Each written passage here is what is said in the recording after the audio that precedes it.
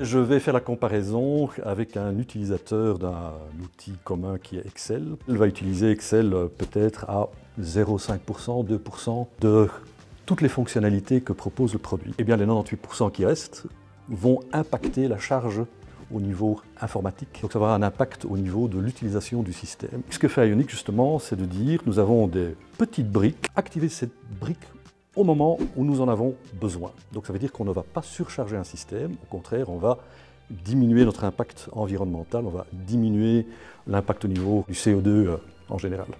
Avec cette plateforme, on peut faire du traitement de données. Et c'est la base pour pouvoir déployer de l'intelligence opérationnelle dans n'importe quel secteur. Je fais une comparaison aussi. Mapi avait un énorme problème au niveau de la gestion des données. C'est ce que nous faisons de la gestion des données. Mapi a réduit, compacté l'utilisation des données de telle sorte qu'ils étaient 1000 fois plus efficaces. Et c'est ce que nous avons aussi chez Ionix. Nous avons fait des tests et nous clamons que nous sommes 600 fois plus efficaces qu'un système traditionnel. Aujourd'hui, on a fait un prototype dans le secteur industriel qui est la récupération de données de l'industrie. En l'espace de 2 semaines d'intégration, on a pu effectivement démontrer une réduction de la charge des machines de l'ordre de 800 fois. À la place d'avoir besoin de 800 machines dans le cloud, une seule suffit pour faire exactement le même traitement.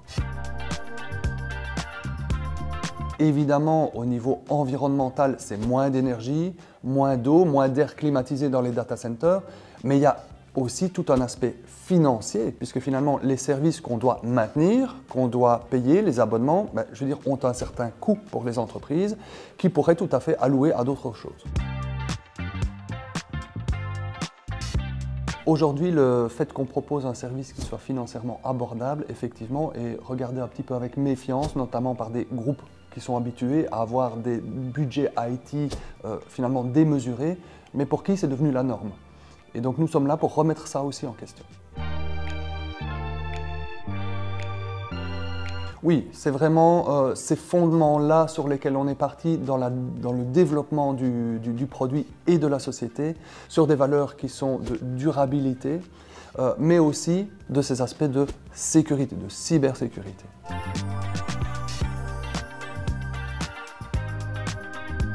3 mots-clés, je dirais l'efficience, le pragmatisme et la sobriété.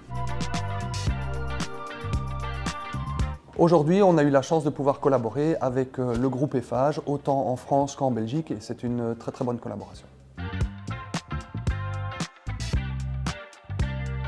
Alors oui, évidemment, nos premiers clients sont d'ailleurs à l'international, pas très loin en France, mais c'est aussi le signe d'un intérêt beaucoup plus global que le territoire wallon. Aujourd'hui, en termes de chiffre d'affaires, on est plus ou moins à 50-50. Maintenant, en termes de volume de projet, on est quand même à 80% à l'international.